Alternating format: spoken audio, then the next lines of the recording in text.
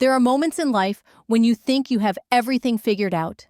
I was 27 living in Sacramento with my family, and Marcus had just proposed to me with the most beautiful vintage engagement ring I had ever seen. 1.5 carats perfect clarity with intricate detailing that took my breath away. He had saved for 2 years to buy it, and I treasured that ring more than anything. I kept it safely tucked away in its navy velvet box in my bedroom drawer, taking it out only to admire how the light danced through the diamond. But one morning I woke up and it was gone. Before I tell you what happened next, let me know in the comments where you are watching from, and please hit that like button and subscribe because this story is about to get wild, and you will not believe what my own family did to me. The panic that hit me when I discovered the empty velvet box was unlike anything I had ever experienced. My hands were shaking as I pulled out every drawer in my dresser, convinced I must have moved it somewhere and forgotten. I tore through my closet, checked under the bed, searched through my bathroom cabinet, even looked in places that made no logical sense. Nothing. The ring was simply gone. I called Marcus immediately, my voice breaking as I explained what had happened. He was at my house within 30 minutes, his face pale with worry. We searched together methodically, going through every inch of my room and then expanding to other areas of the house where I might have absent-mindedly set it down. Marcus kept reassuring me that we would find it, but I could see the concern in his eyes. This was not just any piece of jewelry. This ring represented 2 years of his hard work and saving months of careful selection, and most importantly, our future together. After 3 hours of frantic searching, Marcus gently suggested we should consider the possibility that someone had taken it. The thought made me feel sick to my stomach. Who would do such a thing? We lived in a safe neighborhood, and there had been no signs of a break-in. My parents, Richard and Catherine, were trustworthy people, and the only other person with regular access to my room was my sister, Sophia. Sophia was 23, 4 years younger than me, and we had always shared the typical sister dynamic of occasional borrowing and boundary testing. She had been living at home since graduating college, working part-time at a boutique while trying to figure out her career path. Sophia had been dating her boyfriend Tyler for about 8 months now, and lately she had been dropping not-so-subtle hints about how she wished he would propose. Just last week she had made a comment about how unfair it was that I was getting married first, when she was the one who really wanted to settle down. I started to recall the previous evening. Sophia had come into my room to borrow my coral lipstick, something she did regularly, without much thought. I had been in the shower at the time, and she had called out through the bathroom door that she was taking it. When I came out, she was already gone, and I had not given it another thought. But now, the timing seemed suspicious. Marcus and I decided to approach this delicately. We did not want to make accusations without being certain, but we also could not ignore the obvious possibility. When Sophia came home from work that afternoon, I asked her to sit down with me in the living room. I explained about the missing ring, watching her face carefully for any signs of recognition or guilt. Her reaction was immediate and dramatic. Her eyes widened in shock, and she put her hand to her chest as if I had physically struck her. "Rosa, I cannot believe you would even think such a thing about me. I am your sister. I would never, ever steal from you." Tears welled up in her eyes, and her voice rose with indignation. "How could you accuse me of something so horrible?" The conversation quickly escalated when our parents heard the commotion and came to see what was happening. When I explained the situation, they immediately sided with Sophia. My mother, Catherine, looked disappointed in me, shaking her head as she put a protective arm around Sophia. "Rosa, honey, you cannot go around making accusations like this without proof. Sophia is devastated that you would even suggest such a thing." My father, Richard, was equally disapproving. "Your sister has always been honest with us. If she says she did not take your ring, then she did not take it. You need to trust your family and keep looking. It will turn up somewhere." I felt completely alone in that moment. Even Marcus, trying to be diplomatic, suggested that maybe we should give it a few more days before jumping to conclusions. But I knew in my heart that something was not right about Sophia's reaction. It felt too rehearsed, too dramatic, like she had been preparing for this conversation. 1 week passed with no sign of the ring. I had filed a police report, contacted our homeowner's insurance, and even hired a metal detector to search the yard in case it had somehow been dropped outside. Nothing. The whole situation was driving a wedge between me and my family. Sophia was giving me the silent treatment, and my parents kept making comments about how I needed to apologize to my sister for my unfounded suspicions. Then, on a Tuesday morning, everything changed. My best friend Jennifer sent me a text message that made my blood run cold. "Did you see Sophia's Instagram story?" she wrote, followed by 3 shocked face emojis. With trembling fingers, I opened Instagram and navigated to my sister's account. There it was, posted just an hour earlier. A photo of Sophia's left hand displaying a stunning engagement ring with the caption, "Tyler finally did it. We are engaged." But this was not just any engagement ring. This was my ring. The vintage setting, the specific cut of the diamond, the intricate detailing along the band.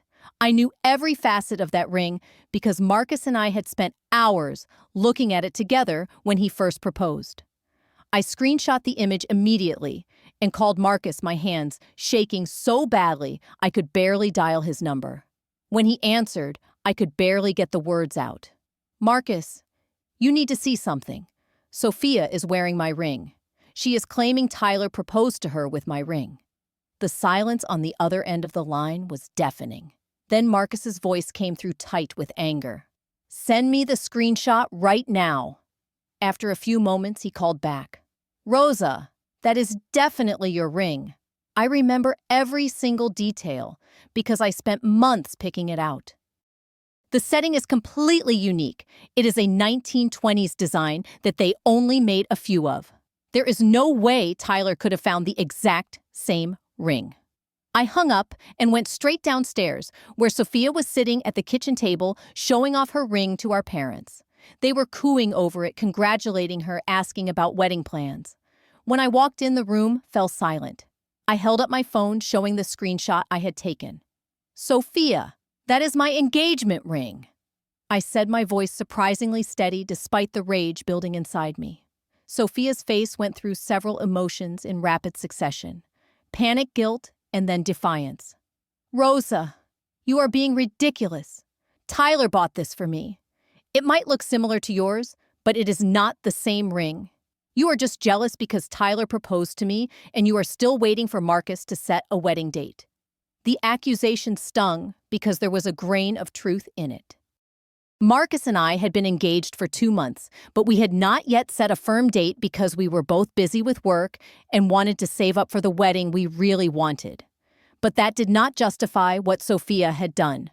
My mother immediately jumped to Sophia's defense. "Rosa, this is getting out of hand. You lost your ring, and now you are trying to claim that any pretty ring you see must be yours. Sophia deserves to be happy too. She is younger, and this might be her only chance at happiness for a while. You have plenty of time for marriage." My father nodded in agreement. "Your sister has found love, Rosa. You should be celebrating with her, not trying to ruin her moment with these wild accusations. Tyler is a good young man, and he saved up to buy Sophia a beautiful ring. You need to let this go." I felt like I was in an alternate reality. How could my own family not see what was happening right in front of them? When Marcus arrived, 20 minutes later, having rushed over after our phone call, he took one look at Sophia's ring and immediately confirmed what I already knew. "That is absolutely Rosa's ring," he said, firmly addressing my parents. "I bought that ring myself. I know every detail of it. The inscription inside the band, the specific characteristics of the diamond, the way the setting catches the light. Everything. Sophia, where did Tyler really get this ring?" But instead of backing down, Sophia burst into tears, claiming that everyone was ganging up on her and that no one ever believed her about anything. My parents rallied around her even more strongly, with my mother actually asking Marcus and me to leave the house until we could stop harassing Sophia on her engagement day. The injustice of it all was overwhelming. I was being painted as the villain in a situation where I was clearly the victim. That night, I barely slept, wondering how my own family could choose to believe such an obvious lie over their own daughter and future son-in-law. 3 days passed in tense silence. Sophia had moved into full wedding planning mode, posting constantly on social media about dress shopping and venue hunting. My parents were fully supportive, even offering to contribute to the wedding fund. I felt like I was watching my family celebrate a crime, and there seemed to be nothing I could do about it. Then on Friday afternoon, my phone rang. The caller ID showed an unfamiliar number with a local area code. I almost did not answer, but something made me pick up. "Hello, is this Rosa Martinez?" The voice was professional, older, with a slight accent I could not place. "Yes, this is Rosa. Who is this?" "This is Harold Peterson from Brilliance Jewelry Design. I am calling about your engagement ring. We have some important information that I believe you need to hear." My heart stopped. Brilliance Jewelry Design was the store where Marcus had purchased my ring. I had never spoken to anyone there directly, but Marcus had mentioned the name several times when telling the story of how he picked out the ring. "What about my ring?" I managed to ask, though my throat felt tight. "Well, Miss Martinez, there has been a rather unusual situation. Someone came into our store 2 days ago attempting to have the registration and insurance documentation changed on a ring that belongs to you. They had a fake receipt and were trying to claim ownership of the piece." I sat down heavily, my legs suddenly feeling weak. "What do you mean? Who was it?" "A young woman named Sophia Martinez. She claimed to be the rightful owner of a vintage engagement ring and wanted us to update our records to reflect her as the purchaser. However, every piece we sell has a unique laser engraving inside the band with specific information about the original transaction. When I examined the ring she brought in, it clearly showed the registration information for your purchase." My mind was reeling. Not only had Sophia stolen my ring, but she had actually gone to the jewelry store and tried to legitimize the theft by changing the paperwork. The audacity was breathtaking.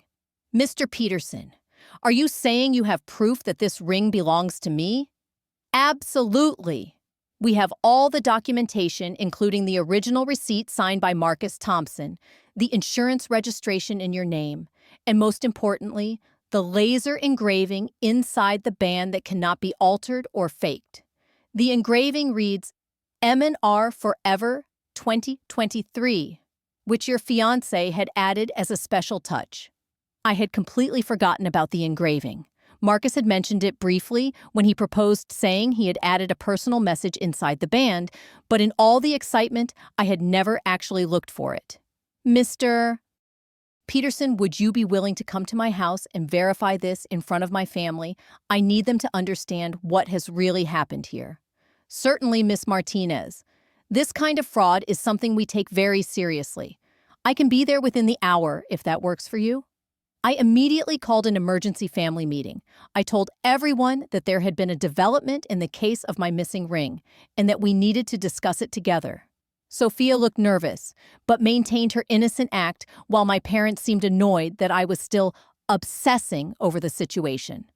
When Mr. Peterson arrived, he was a distinguished gentleman in his 60s, carrying a professional jewelry loop and a folder full of documentation. He explained the situation calmly and thoroughly, showing my parents the original receipt, the insurance papers, and the registration documents. "Now, if I may examine the ring in question," he said, looking at Sophia, "I can definitively prove ownership using the laser engraving that we placed inside the band." Sophia's face went white. She looked around the room desperately, like a trapped animal searching for an escape route. "I do not understand why this is necessary. Tyler bought me this ring. There must be some mistake." "There is no mistake, miss. May I please see the ring?" With shaking hands, Sophia slowly removed the ring from her finger. Mr. Peterson took it gently and examined it under his professional loupe. After a few moments, he looked up with a definitive expression. "This engraving clearly reads M&R Forever 2023, Marcus and Rosa. This ring unquestionably belongs to Miss Rosa Martinez." The silence in the room was deafening. Sophia's carefully constructed lie had crumbled in a matter of seconds. My parents stared at her in shock, finally understanding the magnitude of what had happened. "Sophia," my mother said quietly, her voice barely above a whisper, Is this true? Did you take Rosa's ring? The dam burst. Sophia collapsed into sobs, her whole body shaking as she finally confessed. I just wanted Tyler to propose. He kept saying he could not afford a ring, that we needed to wait until he got a better job. But I was tired of waiting. All my friends are getting engaged and I felt left behind. I saw Rosa's ring just sitting in her drawer and I thought I could borrow it just for a little while. Just long enough to get some engagement photos and make it feel real. Sophia, you stole from your sister. My father said, his voice heavy with disappointment. You lied to all of us. You let us turn against Rosa when she was telling the truth. I was going to give it back, Sophia cried. I swear I was going to give it back after the photos.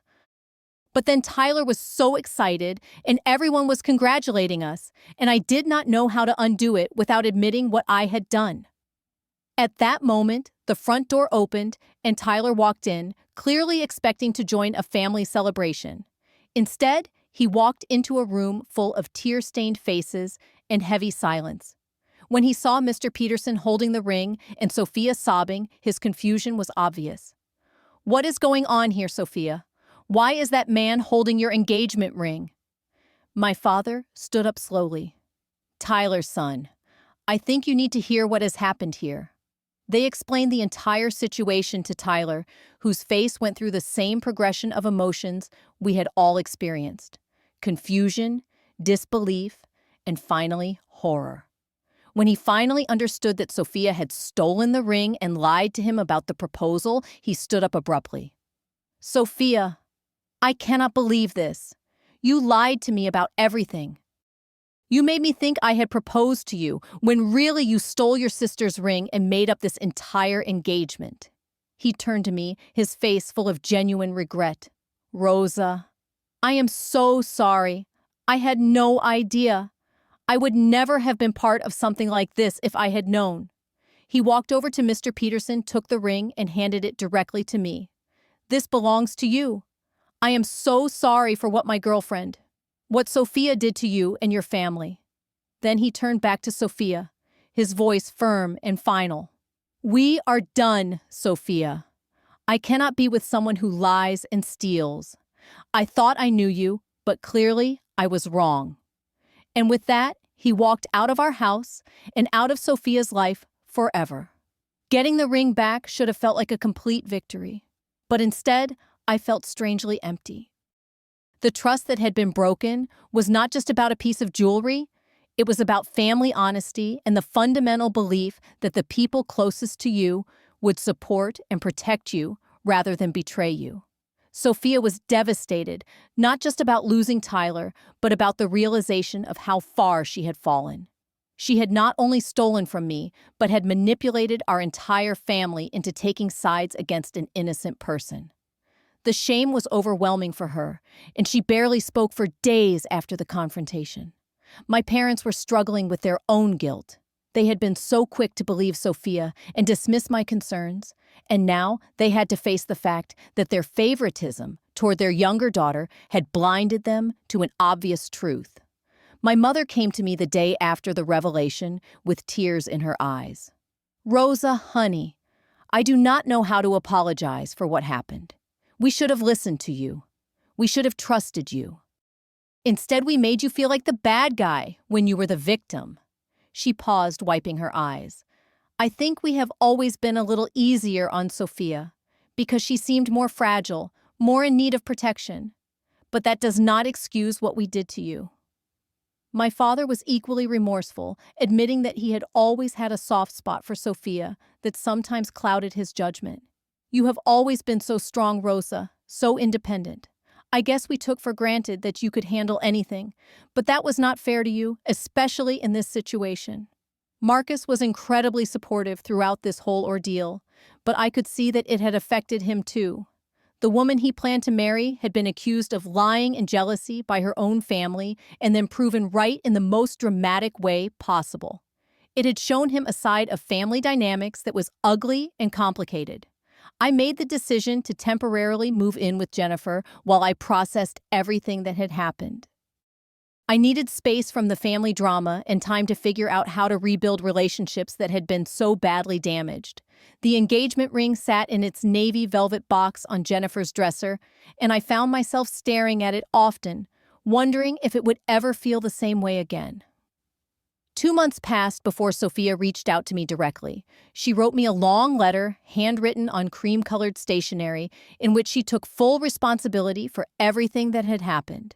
She explained that she had been seeing a therapist to work on her issues with jealousy and dishonesty, and that she was beginning to understand how her actions had hurt not just me, but our entire family.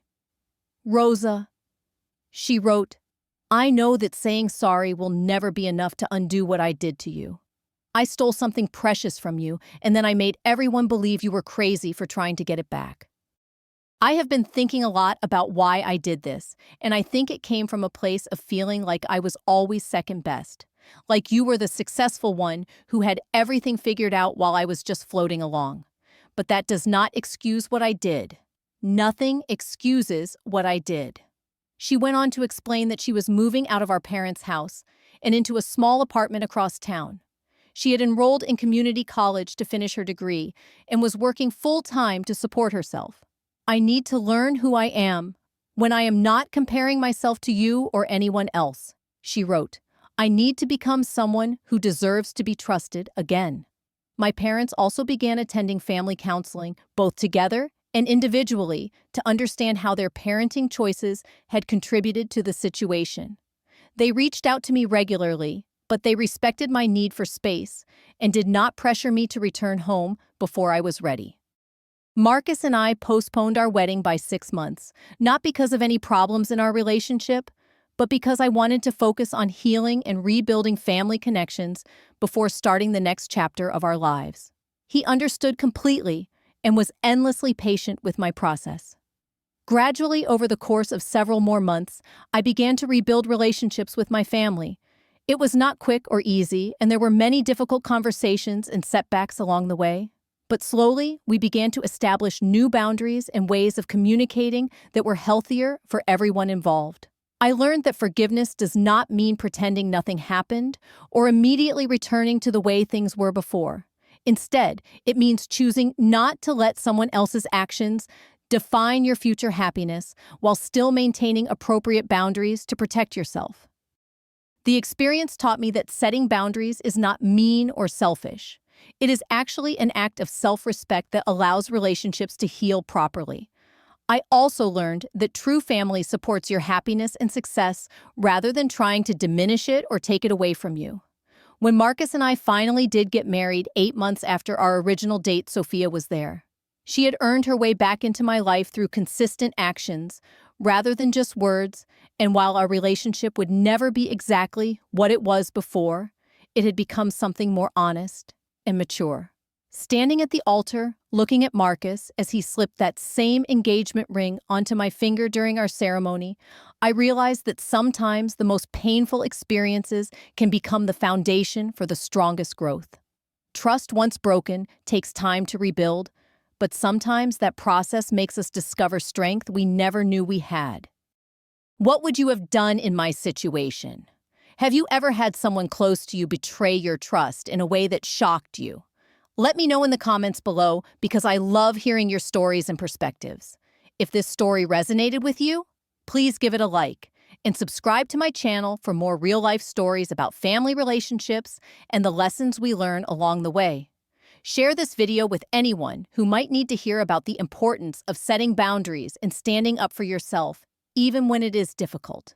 Thank you so much for listening to my story, and I hope it reminds you that your feelings and experiences are valid, even when others try to convince you otherwise. Take care of yourselves, and I will see you in the next video.